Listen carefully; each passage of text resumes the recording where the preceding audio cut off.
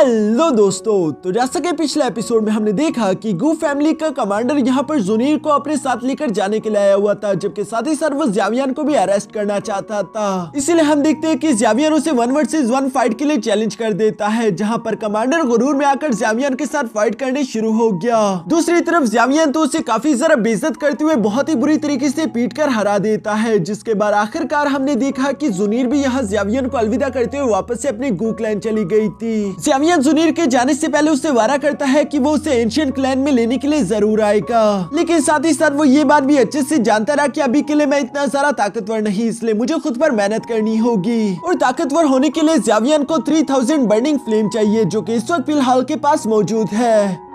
अब आगे तो नेक्स्ट एपिसोड की शुरुआत में हम लोगों को यहाँ पर फिलहाल कंपटीशन के बारे में बताया जाता है, जो कि हर 30 साल में सिर्फ एक बार होगा। इस पील टावर कंपटीशन में हिस्सा लेने के लिए कई सारे अल्केमिस्ट बहुत दूर दूर से आते हैं, लेकिन मेन कंपटीशन तक क्वालिफाई करने के लिए लोगों को कई सारे इम्तिहानात से गुजरना होगा, जिनमें से ज़ावियन भी एक है। वो इस फिलहाल कंपटीशन में इसीलिए हिस्सा लेना चाहता है ताकि वो ये फैमिली की एल्डर सीट को बचा सके। अगर ज़ावियन किसी तरीके से इस फिलहाल कंपटीशन के फाइनल तक पहुँच गया, तभी ये फैमिली यहाँ पर पील टावर में अपने एल्डर की सीट को बचा पाएगी, जिसके बारे में मास्टर यीजोंग यहाँ ज़ावियन को समझा रहे थे। मास्टर यीजोंग की सारी बातें सुनने के बाद ज़ावियन सोचते हुए कहता है कि अच्छा, तो तुम लोगों के कहने का यही मतलब है कि मुझे तुम लोगों की एल्डर सीट को बचाने के लिए फिलहाल कंपटीशन में हिस्सा लेना होगा और टॉप 3 में किसी तरह से क्वालिफाई भी करना होगा। लेकिन इस कंपटीशन में सिर्फ वही लोग हिस्सा ले सकते हैं जो कि फायर मेजर फैमिली से बिलोंग करते होंगे। बाहर के लोग इस कंपटीशन में हिस्सा नहीं ले सकते। और चूंकि मैं एक आउटसाइडर हूँ, इसलिए आप चाहते हो कि मैं आप लोगों के घर का दामाद बन जाऊं, क्या मैं सही समझा? यहाँ ज़ावियन की मुंह से ये सारी बातें सुनकर तो दूसरी तरफ मास्टर टियानहो को भी बहुत ही ज्यादा एम्बैरेसमेंट फील हो रही थी, इसलिए वो फौरन से खड़े होते हुए कहते हैं कि मैं जरा ठंडी हवा खा कर आता हूँ, क्योंकि वो जानते थे कि यहाँ पर कोई अच्छी बातें तो होने नहीं वाली और ज़ावियन पता नहीं मानेगा भी या नहीं।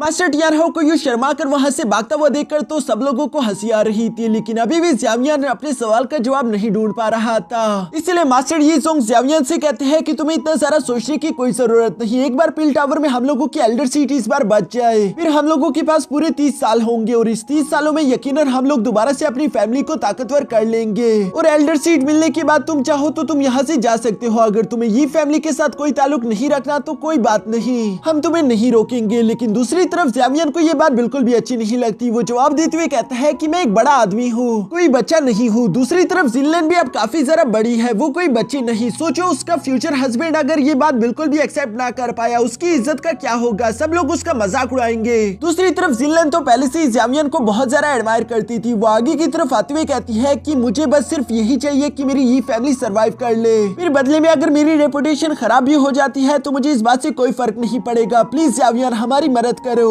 अगर तुमने ये फैमिली को बचाने में मेरी मदद कर दी तो मैं वादा करती हूँ कि मैं पूरी जिंदगी तुम्हारे गुलाम बनने के लिए तैयार हूँ। और ये कहते साथ ही वो ज़ावियन के सामने गिड़गिड़ा कर भीख मांगने के लिए नीचे बैठने ही वाली थी, लेकिन तभी अचानक पॉइजन गर्ल उसे पकड़कर खड़ी कर देती है। साथ ही वो जिनलेन से कहती है कि तुम्हें ये सब करने की कोई जरूरत नहीं, तुम तो ज़ावियन को अच्छे से जानती हो, वो कभी भी अपने वादे नहीं तोड़ता और अगर तुम उसके सामने झुकने की कोशिश करोगी तो ये बात ज़ावियन को गुस्सा दिला देगी, जो कि तुम्हारे लिए बिल्कुल भी ठीक नहीं। जो सारी बातें सुनकर जिनलेन एम्बैरेस्ड होते हुए कहती है कि ये सब तो मैं सिर्फ इसलिए कह रही थी ताकि ज़ावियन तुम मान जाओ। मैं भी इस बात को अच्छे से जानती हूँ कि तुम डोकी कॉन्टिनेंट के एक राइजिंग जीनियस हो जिसका फ्यूचर कमाल का होगा। और जिनलेन बेशक ही वो लड़की नहीं हो सकती जो कि ज़ावियन को हासिल करे, मैं अपनी औकात नहीं भूली और ना ही मैं पागल होकर इतने बड़े सपने देख सकती हूँ। यहाँ पर पॉइजन गर्ल को भी ये बात थोड़ी सी अजीब लगी। दूसरी तरफ ज़ावियन अपने सर पकड़ते हुए कहता है कि अच्छा अच्छा ठीक है मास्टर यीजोंग, आपने जो कुछ भी कहा मैं वो करने के लिए तैयार हूँ। जो सुनकर तो मास्टर यीजोंग यहाँ पर खुश होते हुए ज़ावियन का शुक्रिया अदा करते हैं। तभी अचानक दूसरी तरफ से हम देखते हैं कि वहाँ पर ये फैमिली का एक सर्वेंट आ गया, जो कि मास्टर यीजोंग से कहता है कि एक बड़ी प्रॉब्लम हो गई। काओ फैमिली का यंग एल्डर एक बार फिर से मिस जिनलेन के लिए मैरिज का प्रपोजल लेकर आया है। जो सुनकर तो मास्टर यीजोंग और जिनलेन दोनों ही परेशान होते हुए बाहर की तरफ रवाना हो गए। दूसरी तरफ बाहर हम लोग यहाँ पर मिस्टर काओ को देख पा रहे थे, जो कि भड़कते हुए ये फैमिली के एल्डर से कह रहे थे कि एक बार तो जिनलेन ने मुझसे शादी करने के लिए मैरिज प्रपोजल को मना कर दिया, लेकिन उसके बावजूद भी मैं तुम लोगों पर रहम करते हुए एक बार फिर से तुम लोगों से यहाँ जिनलेन का रिश्ता लेने के लिए आया हूँ। लेकिन देखो तो सही, तुम लोग अभी भी बातों को यहाँ वहाँ घुमाकर मुझे मना करने की कोशिश कर रहे हो। क्या सच में तुम लोगों को अपनी औकात इतनी ज्यादा बड़ी लगने लग गई कि अब तुम लोगों को काउ फैमिली कुछ भी नहीं दिखाई दे रही। जो सुनकर ये फैमिली के एल्डर्स जवाब देते हुए कहते हैं कि आखिर आप इस तरह की बातें कैसे कर सकते हैं मिस्टर काउ, ये तो कोई इतनी बड़ी बात भी नहीं। हम तो बस सिर्फ आपसे यही कह रहे हैं कि आपको इस मैरिज प्रपोजल के बारे में एक बार फिर से सोच लेना चाहिए। जो सुनकर मिस्टर काउ गुस्सा होते हुए जवाब देकर कहते हैं कि अब मुझे कुछ नहीं सोचना, बल्कि सोचना है तो तुम लोगों को सोचना होगा। मैं चाहता हूँ कि जितनी जल्दी हो सके तुम लोग अच्छे बच्चों की तरह जिनलेन की शादी जल्द से जल्द मुझसे करवा दो, वरना मेरी काउ फैमिली तुम लोगों की मदद बिल्कुल नहीं करेगी। अगर फिर भी तुम लोग अपने इस फैसले पर डटे रहते हो, फिर तुम लोगों को फिलहाल कंपटीशन में हिस्सा लेने नहीं दिया जाएगा। अगर तुम चाहो तो उस कंपटीशन से विड्रा कर लो। यहाँ ये सारी बातें सुनकर दूसरी तरफ ये फैमिली का एल्डर धीरे से अपने आप से कहता है कि हाँ, तुम लोग सिर्फ अच्छा होने का दिखावा कर रहे हो। हम भी जानते हैं कि तुम लोग सिर्फ हम लोगों को तबाह होते हुए देखना चाहते हो। तभी अचानक दूसरी तरफ हम देखते हैं कि मिस्टर काउ का एक साथी गुस्सा होते हुए कहते हैं कि मैं समझ गया कि तुम मेरी काउ फैमिली के बारे में क्या सोच रहे हो, और इसीलिए हम देखते हैं कि उसने फौरन अपने सामने मौजूद ये फैमिली के उस एल्डर पर हमला करने की कोशिश करी। पर तभी अचानक वहाँ लास्ट मोमेंट पर ज़्यावियन और मास्टर टियानहाओ भी पहुंच जाते हैं, जो कि यहाँ पर एक शील्ड बैरियर का इस्तेमाल करते हुए उस अटैक को ब्लॉक कर चुके।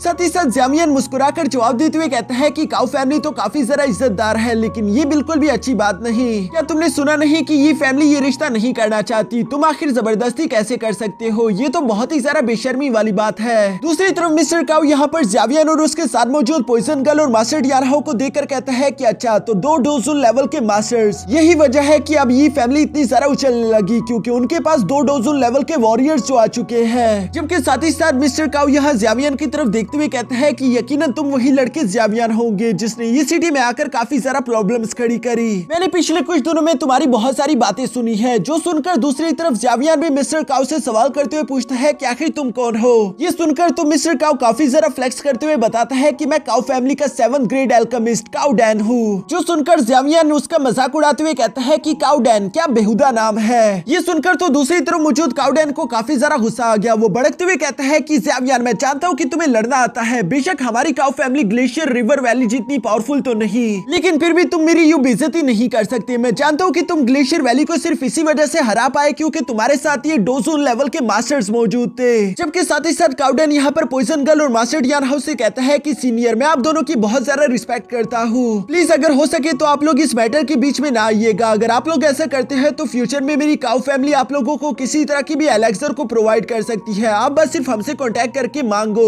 जो सुनकर तो मास्टर टियानहाओ से मुस्कुरा कर मना करते हुए कहता है कि नहीं, इसकी कोई जरूरत नहीं, ऑलरेडी हम लोगों के पास एल्केमी के लिए एक बेहतरीन कैंडिडेट मौजूद है। यहाँ वो ज़्यावियन की तरफ इशारा कर रहे थे, इसलिए काउ डैन भी हैरान होते हुए ज़्यावियन से सवाल करते हुए पूछता है कि क्या सच में तुम्हें आर्ट ऑफ एल्केमी आता है? ज़्यावियन भी फ्लेक्स करते हुए अपने हाथ बांधकर जवाब देते हुए कहता है कि हाँ, थोड़ा बहुत। जो सुनकर तो दूसरी तरफ काउ डैन और उसके साथियों ने हंसना शुरू कर दिया था। काउ डैन आगे की तरफ आते हुए कहता है कि अच्छा, तो ये फैमिली ने सारी उम्मीदें तुमसे लगाई है। लगता है कि उन्होंने तुमसे कुछ जरा ही उम्मीदें कर ली। अब चूंकि तुम एक एल्केमिस्ट हो तो तुम्हें ये बात तो मालूम होगी कि हमारे एल्केमिस्ट में कुछ रूल्स होते हैं। हम पागलों की तरह एक दूसरे को नहीं मारते, तो क्यों ना हम दोनों आपस में एक कंपटीशन करें। इस कंपटीशन के हिसाब से अगर तुम जीते तो मैं जिनलेन के साथ अपने शादी के सपने को भूल जाऊंगा, लेकिन अगर मैं जीतता तो तुम हमारे बीच इंटरफियर नहीं करोगे। जो सुनकर ज़्यावियन मुस्कुराकर जवाब देते हुए कहता है कि अच्छा ठीक है, लेकिन ये बताओ आखिर तुम किस तरह के कंपटीशन के बारे में बात कर रहे हो? जो सुनकर तो काउ डैन फ्लेक्स करते हुए कहता है कि चूंकि हम दोनों ही एल्केमिस्ट है तो क्यों ना हम दोनों फ्लेम से खेले। ये कहती उसने अपनी पिंक कलर की फ्लेम भी एक्टिवेट कर ली। जो सुनकर तो दूसरी तरफ मास्टर टियानहाओ के गले में वाइन फंस गई थी, क्योंकि वो भी जानती थी कि इस गधे ने कितनी बड़ी गलती कर दी। दूसरी तरफ ज़्यावियन भी हंसकर जवाब देते हुए कहता है कि ठीक है, अगर तुम ये करना चाहते हो तो मैं इसमें तुम्हारा साथ दूंगा। जिस पर काउ डैन कहता है कि अब मजा आएगा, ये फैमिली की जितनी भी उम्मीदें हैं वो सारी की सारी अब चकनाचूर होने वाली है। जो कहने के बाद नेक्स्ट सीन में हम देखते हैं कि काउ डैन और ज़्यावियन दोनों ही हवा में एक दूसरे से फाइट करने के लिए पहुंच गए थे, जहां पर सबसे पहले काउ डैन अपनी फ्लेम को एक्टिवेट करते हुए वहां पर एक बैट बनाने शुरू हो गया। जबकि साथ ही साथ वो ज़्यावियन के सामने फ्लेक्स करते हुए कह रहा था कि मेरी इस फ्लेम का नाम है हेवनली यिन डिमोनिक फ्लेम, जो कि मैंने एक लेवल 8 के मॉन्स्टर यानी 3 हेडेड लाइन से हासिल करी है। अगर तुम्हारी कोई ऑर्डिनरी फ्लेम है तो मुझे नहीं लगता कि तुम्हें अपनी फ्लेम को यहाँ बाहर भी निकालना चाहिए। दूसरी तरफ ज़्यावियन देख पा रहा था कि काउ डैन ने अपने ऊपर यिन डिमोनिक फ्लेम से एक बड़ा सा बैट भी बना लिया है, जिसे देखकर ज़्यावियन मुस्कुराते हुए फौरन से अपने एंग्री बुद्धा लोटस फ्लेम को भी एक्टिवेट कर चुका। इस हेवनली फ्लेम को देखकर तो दूसरी तरफ काउ डैन की भी आंखें खुली की खुली रह गई थी। जबकि तभी अचानक ज़्यावियन अपनी हेवनली फ्लेम को एक वुल्फ में कन्वर्ट कर देता है, जो देखकर काउ डैन बेशक ही घबरा गया था, लेकिन फिर भी वो हिम्मत ना हारते हुए कहता है कि बेशक इस बात से कोई फर्क नहीं पड़ता। अगर तुम्हारी हेवनली फ्लेम ज्यादा ताकतवर हो इसके बावजूद भी तुम मुझसे जीत जीत नहीं पाओगे। जो कहती है काउडेन का वो स्पिरिचुअल बैट तेजी के साथ ज़ेवियन पर हमला करने के लिए आगे की तरफ आ ही रहा था, लेकिन इससे पहले कि वो ज़ेवियन को टच भी कर पाता तभी अचानक ज़ेवियन का स्पिरिचुअल वुल्फ तेजी के साथ जंप करते उसे अपने जबड़े में पकड़ लेता है। जहाँ स्पिरिचुअल वुल्फ ने उसे झटकते हुए न सिर्फ पीछे हटाया बल्कि साथ ही साथ वो स्पिरिचुअल बैट को काफी बुरी तरीके से पटक भी रहा था, जो देखकर काउडेन को भी एहसास हो जाता है कि ज़ेवियन की ये हेवनली फ्लेम कितनी ज्यादा पावरफुल है। अगर सब कुछ ऐसे ही चलता रहा तो जल्दी वो हार जाएगा।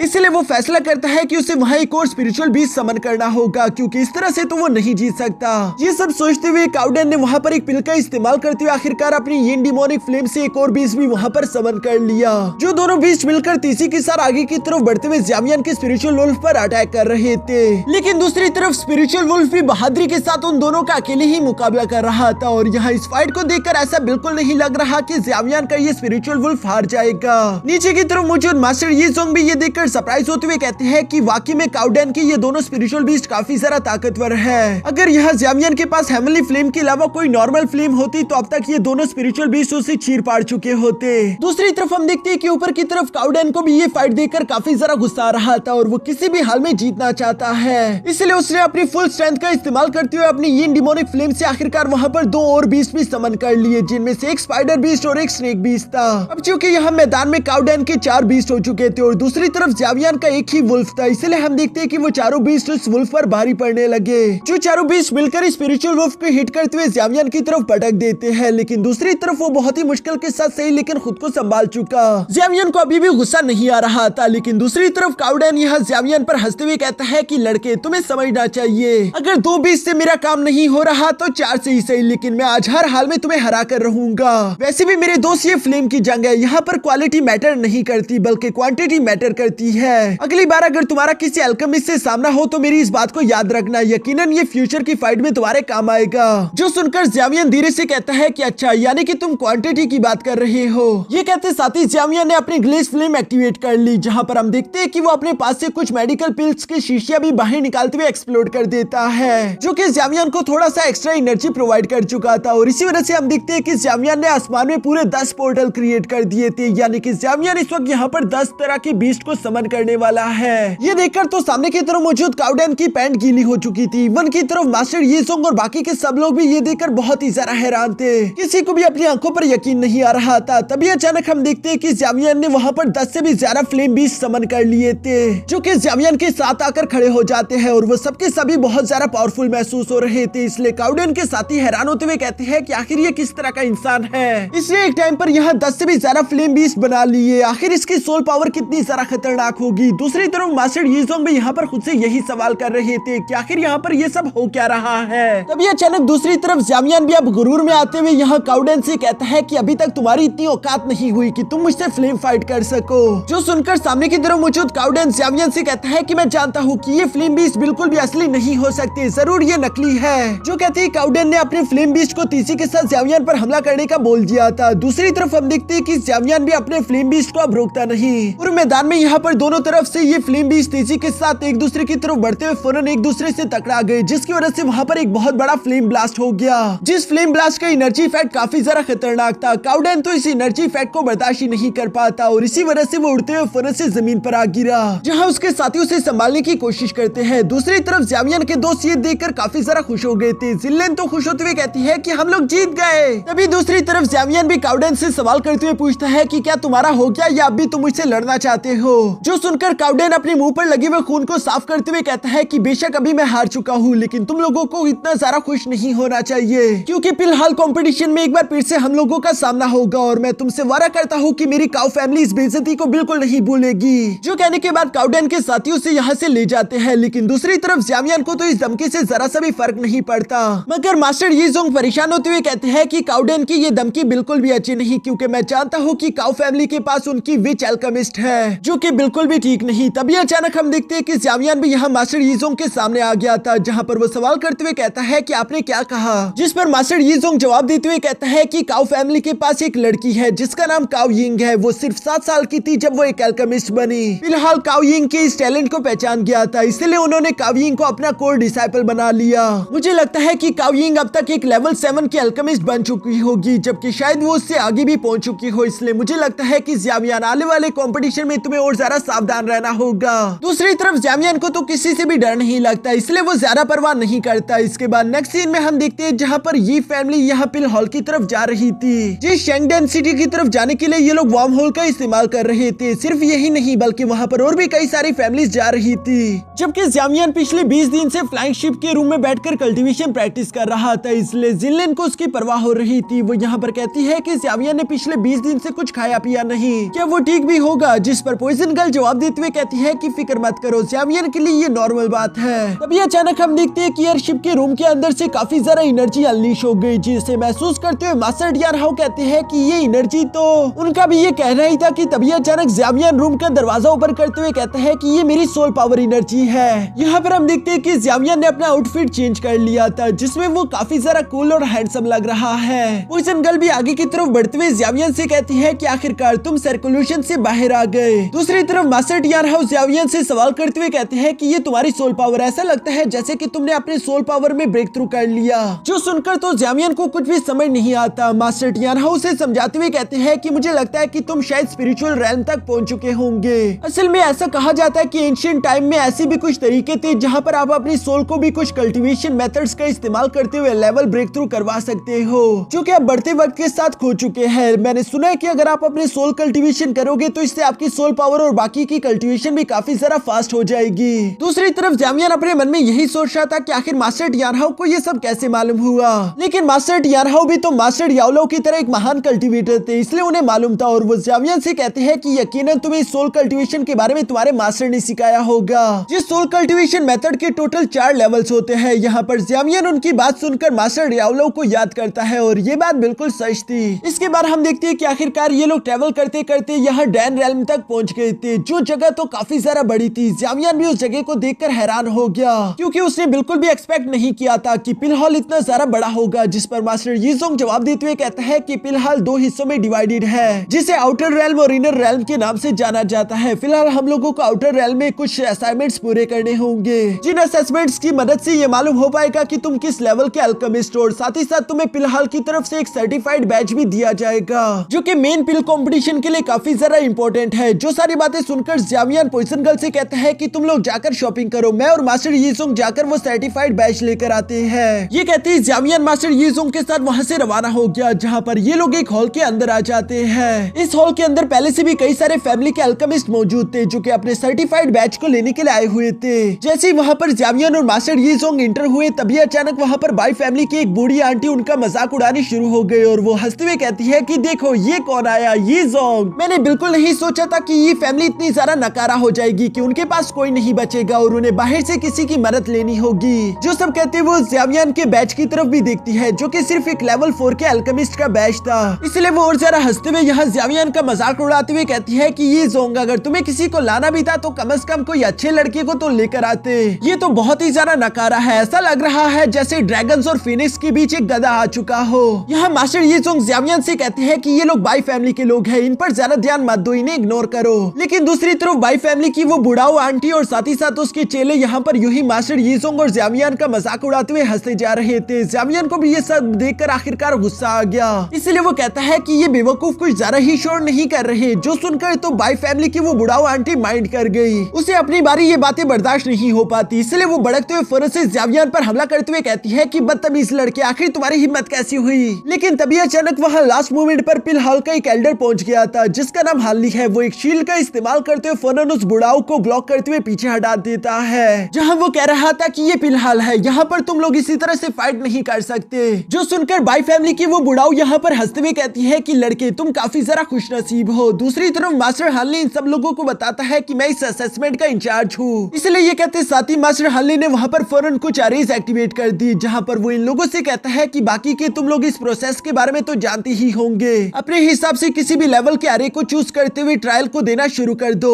जो सुनकर वहाँ पर जितने भी अल्केमिस्ट थे वो सारे अपने अपने लेवल के हिसाब से एक एक अरे में जाना शुरू हो गए। लेकिन वहीं पर मुझे जामियान यहाँ पर मास्टर हार्ली से सवाल करते हुए पूछता है कि यहाँ पर सबसे मैक्सिमम लेवल का टेस्ट कौन सा होगा। जो सुनकर मास्टर हार्ली जवाब देते हुए कहता है कि यहाँ पर सबसे हाईएस्ट तो 7 ग्रेड का अल्केमिस्ट टेस्ट है। जो सुनकर जामियान जवाब देते हुए कहता है कि ठीक है, फिर मैं वही 7 ग्रेड का अल्केमिस्ट टेस्ट देना चाहूंगा। जो सुनकर मास्टर हार्ली थोड़ी देर जामियान को देखते हुए कहते हैं कि ठीक है, अगर तुम्हें खुद पर इतना ज्यादा ही कॉन्फिडेंस है तो मैं तुम्हें उस टेस्ट की तरफ लेकर जाता हूँ। ये सब कहने के बाद मास्टर हार्ली यहाँ ज़ावियन को अकेले एक अरे की तरफ ले गए, जो कि सबसे ज्यादा खतरनाक ट्रायल टेस्ट होगा। पीछे की तरफ बाई फैमिली की वो बुढ़ाऊ यहाँ पर मास्टर यीजोंग से कहती है कि ये लड़का तो कुछ ज्यादा ही अटेंशन सीकर है, लेकिन इस बेवकूफ को मालूम नहीं कि ये कभी भी लेवल 7 के ट्रायल को पार नहीं कर पाएगा। जो सुनकर मास्टर यीजोंग उसे जवाब देते हुए कहता है कि ये सब कुछ तो वक्त ही बता सकता है। जो कहने के बाद हम लोगों को यहाँ कुछ घंटों बाद का सीन दिखाया जाता है, जहाँ हम देखते हैं कि आखिरकार की फैमिली के डिसाइपल्स अपने अपने ट्रायल को कंप्लीट करके बाहर आ गए।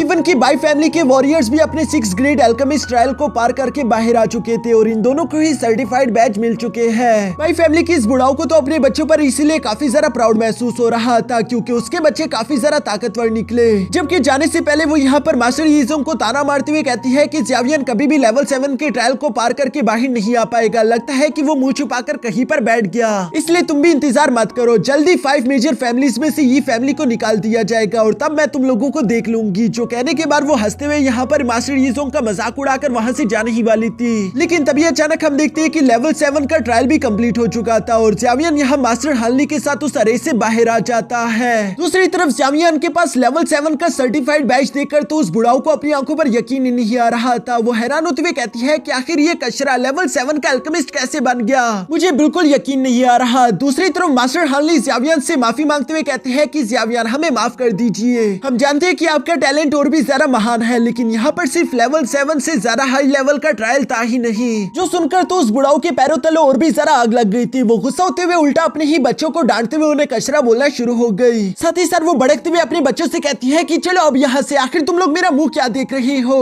जो कहते वो बुढ़ाऊ यहाँ से बाहर की तरफ जाने ही वाली थी, तभी अचानक ज़ावियन उस बुढ़ाऊ को आवाज देते हुए कहता है कि रुक जाओ। जो सुनकर बाई फैमिली की वो बुढ़ाऊ अभी यहाँ पर ज़ावियन को कुछ बुरा भला कहने के लिए पलटने ही वाली थी, लेकिन तभी अचानक हम देखते हैं कि ज़ावियन ने तो तेजी के साथ जंप करते हुए यहाँ उस बुढ़ाऊ को एक जोरदार पंच कर दिया था, जिसकी वजह से बाई फैमिली की ये बुढ़ाऊ तो तेजी के साथ तोड़ते हुए पीछे पिलर से जा टकराती है। दूसरी तरफ ज़ावियन उसके सामने खड़े होकर आते हुए कहता है कि तुमने बेशक मेरी बेइज्जती करी, जो कि मैंने बर्दाश्त भी कर ली, लेकिन तुम्हें मेरे एल्डर की बेइज्जती नहीं करनी चाहिए थी। यहाँ ये सब कहते हुए ज़ावियन काफी जरा कूल दिखाई दे रहा था और इसी के साथ हमारा ये एपिसोड यहीं पर खत्म हो गया।